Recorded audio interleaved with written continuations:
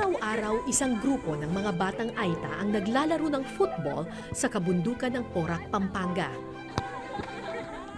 Walang sapatos, walang kagamitan, hindi man likas sa mga Aita ang larong ito, tuloy sila sa ensayo. Dahil para sa kanila, hindi lang ito simpleng larong bata, kundi isang pangarap.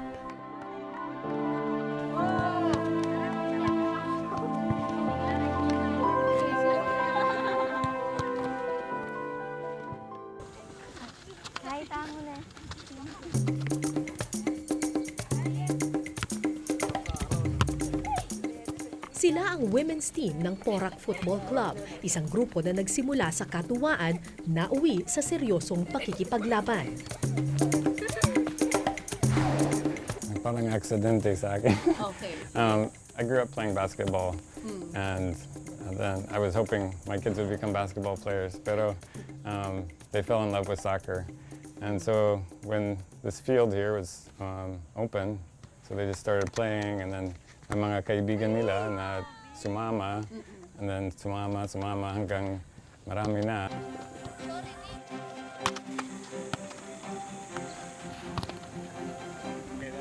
Tighter, Jasmine, good. Pretty good. Even dito.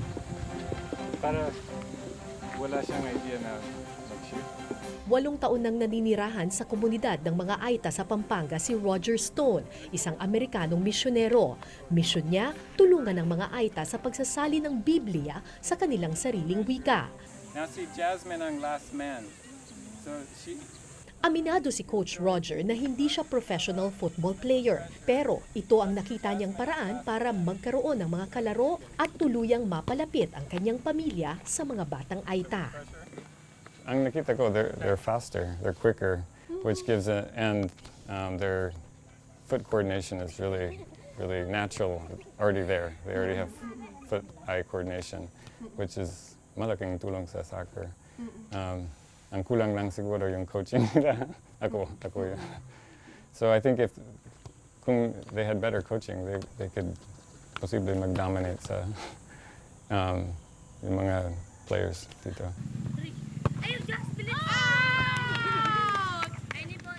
Sa 14 na miyembro ng football team, 9 ay mga batang Aita.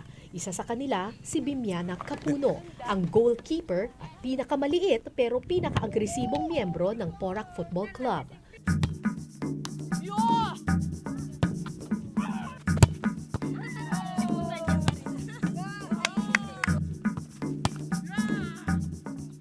Siguro dito na po yung sports na bagay sa akin kasi po siyempre yung ibang sport kailangan po nila ng height para lang po, like for example yung volleyball po minsan gusto po nila matatangkad, pero yung soccer po wala po siyang pinipiling height at wala din po siyang pinipiling skills, basta passion mo na po yun na po. Batid ni Bimiana na kung kagamitan at kaalaman lang ang pag-uusapan, dehado silang mga Aita sa larong football. Pero ang kakulangan sa pondo, pinupunuan ng lakas ng loob at determinasyon. Parang nafe-feel na po namin na yun, parang nagiging proud na po yung ibang tao sa amin. Kasi po hindi namin inisip na Aita po kami. Gusto po namin patunayan na kahit Aita po, kaya po namin sila. Tsaka kaya po namin na ipakita na wala man po kaming skills, papakita po namin na lumalaban po kami.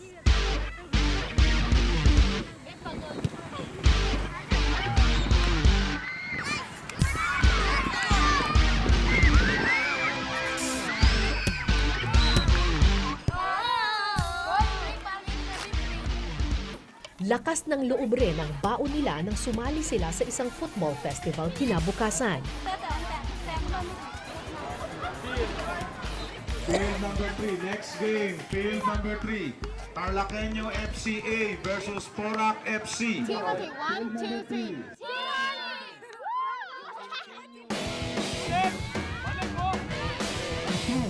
Field number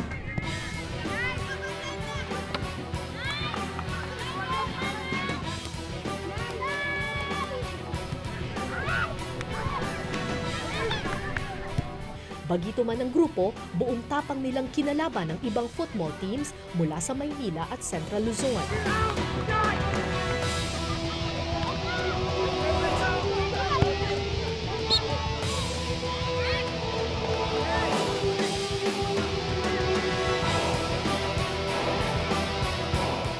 Malakas ang kalaban, asintado kung sumipa.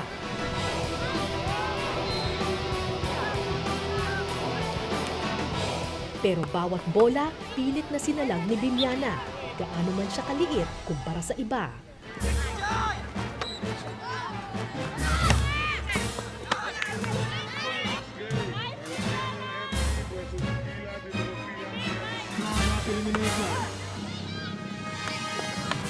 Isang pagkakamali mo lang po sa pagdadive mo, magkakaroon ka po ng matinding sugat. Pero yung nagkaroon po ako ng madaming sugat, hindi ko po inisip yung magtitigil muna po. Inisip ko po yung para sa team. Kailangan, kung gusto ko po talaga mag-improve, kung gusto ko pong manalo, kung gusto ko pong maging magaling, kailangan sa training, the best na po yung pinapakita. Pagkatapos ng sunod-sunod na laro, bigo ang kalaban na maka-score. Pero bigo ring makapuntos ang Porac Football Club. Kaya sa huli, nauwi sa penalty shootout ang desisyon kung sino ang mag-uuwi ng ikatlong tropeyo. Sinong first kicker? Sinong kicker niya? 1, 17, and 40. Pumili ng tatlo sa pinakamagaling na manlalaro ng team. Panalo ang may pinakamaraming puntos pagkatapos ng tatlong sipa. Captain ball.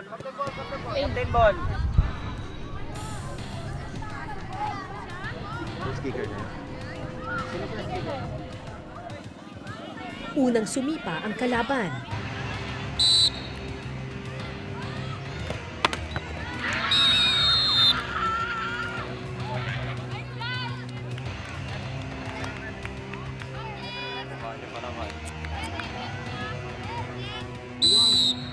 Ila Dinulubian FC 1-0.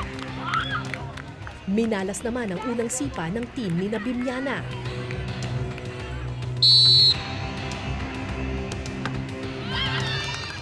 Sa pangalawang sipa, tagumpay si Bimiana sa pagsalag ng bola.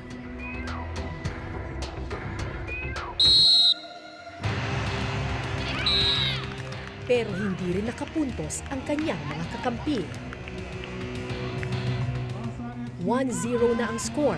Huling sipa na ng kalaban, kapag naipasok nila ang bola, sigurado ng talo ang team ng mga Aita. Nakasalalay kay Bimiana ang kapalaran ng grupo. Basa FCA versus Porac FC. Players proceed to field number 4 now. Sa huling pagkakataon, muling sisipa ang kalaban. Basa FC. Kapag pumasok ang bola, talo na ang team ng mga Aita.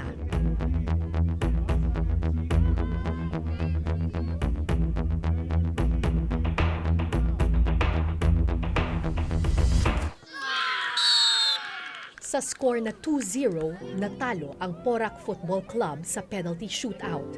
Muntik na silang manalo ng third place pero nakalusot kay Bimiana ang sipa ng kalaban. Halos di ito matanggap ng Batang Aita.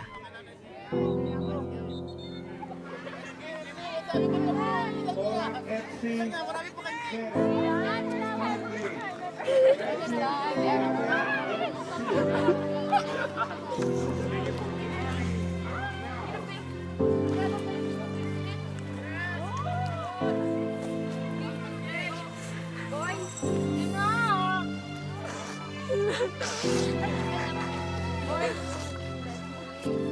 Masakit po. Kasi yung parang yung feeling po na andito ka na po sa parang maipapanalo mo na po tapos biglang magda-down po. Yung masakit po doon yung parang gusto mo na pong sumuko. Kaso di mo kayang sumuko kasi mahal mo po tong sports na to. Natalo man sa laban na natiling matatag ang Porac Football Club.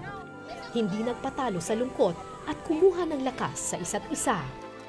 Kasi si Coach Roger po isang missionary. Nagbigay po siya ng memory verse kaninang umaga. Sabi niya po, be joyful always. Nakasulat daw po sa Bible. So, lagi po namin inisip yun. Kaya, kahit nung una masakit po, syempre at least po yung ibang tao, sabi po nila, okay lang yan, may next tournament pa naman. Natalo man sa laro, balik ensayo ang Porac Football Club. Ganito sila araw-araw nakayapak sa tanghaling tapat.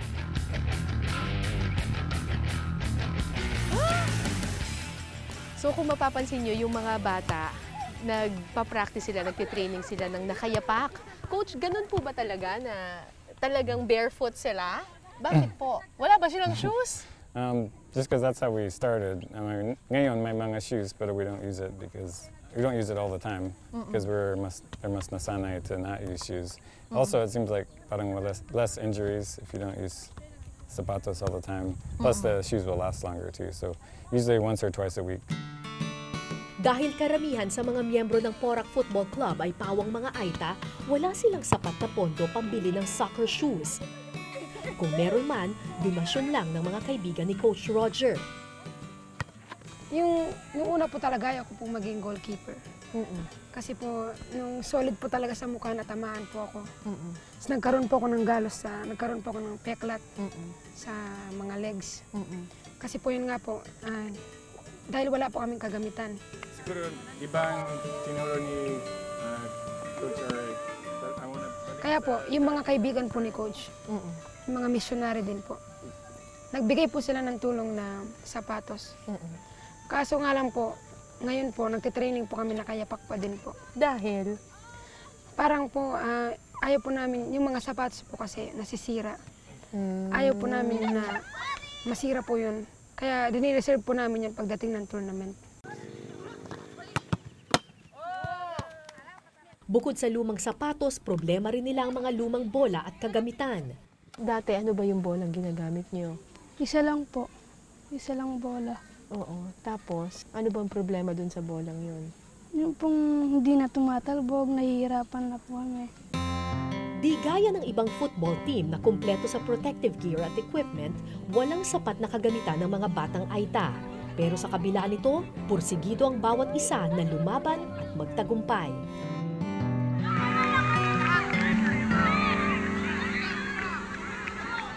Nung araw ding iyon, dumayo ng Clark, Pampanga ang buong grupo. Lakas loob silang sumali sa Luwentay Football Cup laban sa pinakamagagaling na girls team ng Luzon. Sino pong kalaban nila, Coach? Sampaloc.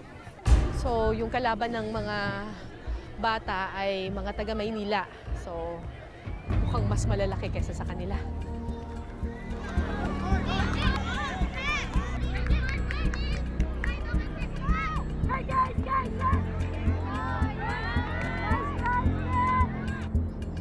Maliksi at bihasa sa bola ang team ng Sampaloc, Manila. Pilit na sinalag ni Bimiana ang bawat tira ng kalaban.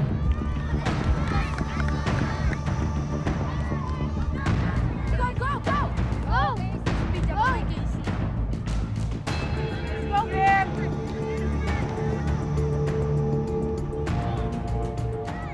Pero matapos ang ilang minuto,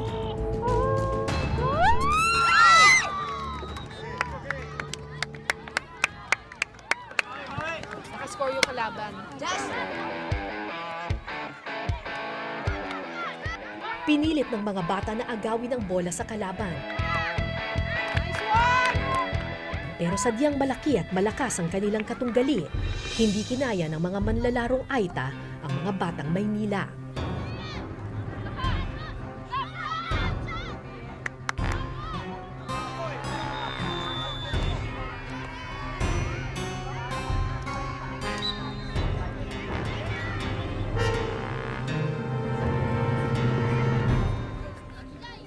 Kumusta yung laro kanina? Pressure po. Medyo, ano po, yung game. Mas dahil malaki po sila, malalaki po kami. Masyadong matatangkad. Tangkad po sila tapos po maliit po kami. Pag natamaan po yung parte ng katawan, masakit na po yung parang ayaw mo na po tumakbo. Yung parang mawawala na po kayo ng hinala. Bakit natulak ka ba kanina? Oo, pero may isa pa namang game. Opo, madami pa po. Marami pa. Hindi pa po yan yung huling. Babawi na lang. Mga taga-Magalang, Pampanga naman ang sunod na nakalaban ni Bimiana. Bago ang laro, nag-usap-usap ang mga bata at nagbago ng stratehiya.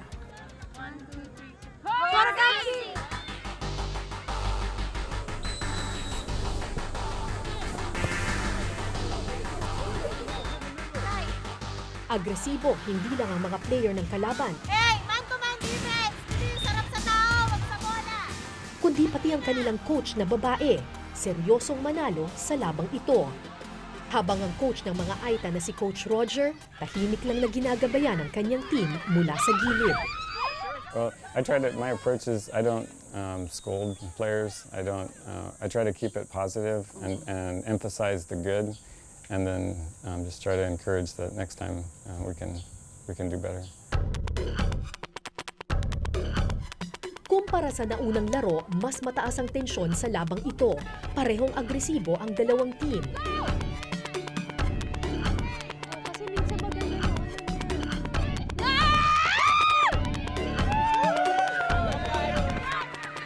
At sa gitna ng agawan ng bola, nangyari ang isang aksidente. Kasama sa larong football ang ganitong klaseng aksidente. Kung hindi bola, siko o sipa ang tiyak na tatama sa iyo.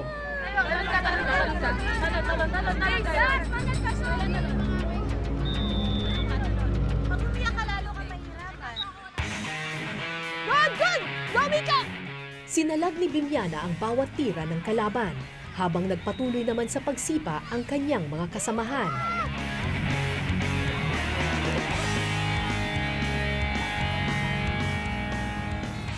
Makalipas ang ilang minuto, lalo pang naging tensyonado ang laban. At nang makuha ng isang batang Aita ang bola, nakahanap siya ng tiyempo at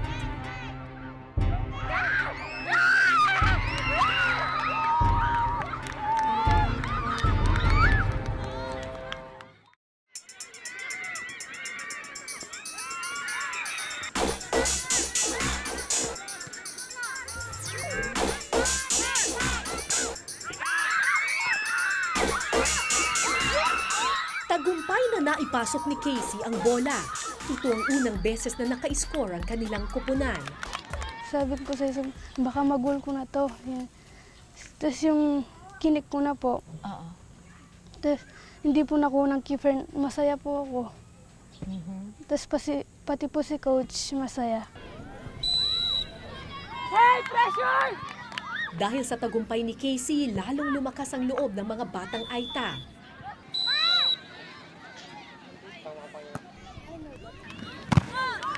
Karoon po kami ng communication sa isa't isa. Yung parang lahat po ng clear, doon na po namin binuhos lahat, yung lahat po ng natutunan namin. Nice one! Go! Habol! Lalong naging agresibo ang mga bata at maya-maya pa, ang batang si Arnella naman ang nagpakitang gilas.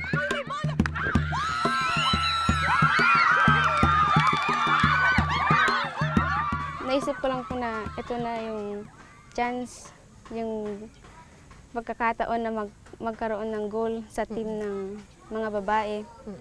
Kaya shot na lang. Habang patuloy sa paglaban ng kanyang kupunan, tuloy naman sa pagsalag ng bawat bola si Bimiana.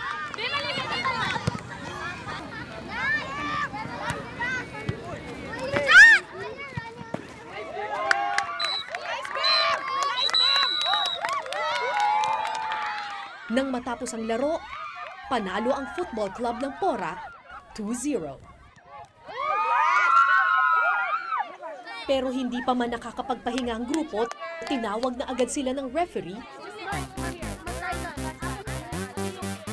May isa pa raw kasi silang kalaban, ang Whaley Football Club ng Olongapo City.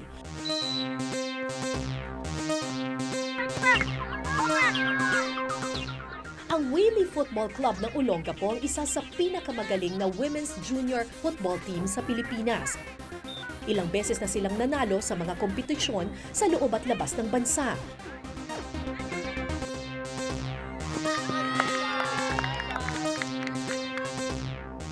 Ang kanilang star player, ang 16 na taong gulang na si Lindsay Whaley, isa sa pinakabatang miyembro ng Philippine National Women's Football Team. Yung una pong sipa niya, ang sakit po talaga. Sabi ko, ba't kaya sa lahat ng nakalaban namin kanina, nagtataka po ako. Bakit siya lang yung, doon na lang, parang dito ako sa kanya nasaktan, yung sa number 17. Tapos nagtaka po ako, Arnella, ba't di mo makuha yung bola sa kanya? Tapos nung nagpasab po si Arnella, sabi niya, pumunta po siya sa likod. National team yan, Bim, national team. Sabi ko, kaya pala, bawat kontrolado niya po yung pagpasa ng bola sa paa niya. Kaya po doon po kami nahirapan.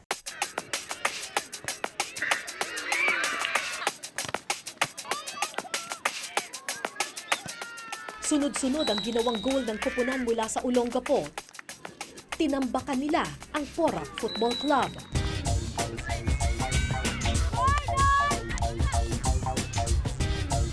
Tambak man sa kalaban, hindi sumuko ang mga batang Aita. Pilit nilang inagawang bola at sinalag ang bawat sipa. Hanggang sa mangyari ang di inaasahan. Aray ko! Aray!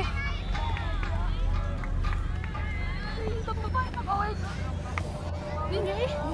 Aray!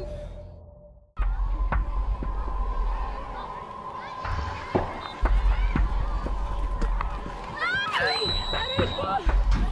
Aray! Sa gitna ng agawan ng bola, aksidenteng nasipa sa mukha si Bimiana. Po corner kick po. Pinas niya po dun sa kay Wayley. Sinat po ni Wayley kaso parang na-overshot po. Ginawa po ng pinakamatangkad sa kanila. Inabot niya po yung paa niya. Yung paa po niya talagang, buti po nakapikit po ako. Kasi tumama po sa mata ko yung cleats, yung mga... Spike. Opo. So, nung time na yun, anong inisip mo nung time na yun? Ano po, para po sa Porac FC, para sa Porac FC. Pero yung totoo po na nagbe-blurred na po yung nakikita ko.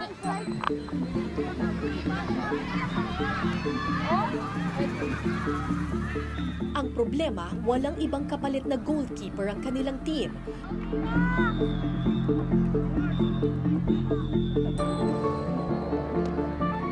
Kaya kahit masakit, nagpatuloy sa laban si Bimiana. Sobrang sakit po sa mata, gusto kong umiyak. Kaso pinipi ko po.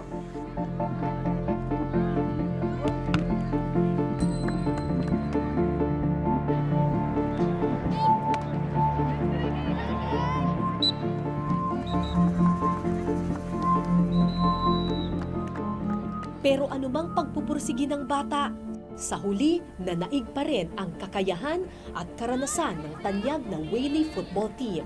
Yes!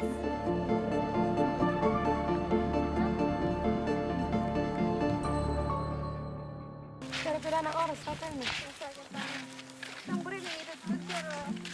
Umuwi mang talunan ng team ni Napimiana, hindi ito naging dahilan para panghinaan sila ng loob. Dehado man sila sa karanasan at kakayahan, nag-uumapaw naman ang kanilang determinasyon at tapang. At hindi kayo natatakot masugatan, Hindi po. masaktan? Hindi po. Tapos hindi po kami yung pag na-block po namin na sobrang sakit kahit saan parte, hindi po kami talagang sisigaw na iiyak po. Talagang kahit po masakit, okay lang po. Parang ganun po. Mahal po namin yung sport. Kailangan. Continue lang po. Kasi po, baka ito pong dahil po sa sport na to, ito po yung magiging dahilan para sabihin po nila na yung mga Aita, hindi na pala sila ngayon sa bundok, kundi yung parang meron na pa silang may pagmamalaki.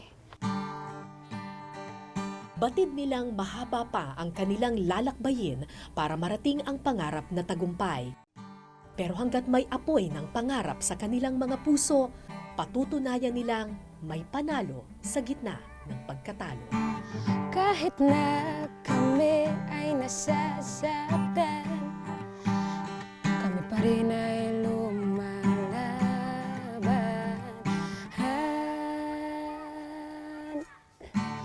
Soccer is life, soccer is fun, dito kami lumiligaya. Soccer is life, soccer is fun, sana hindi na matapos ang araw na tayo'y magkakasama.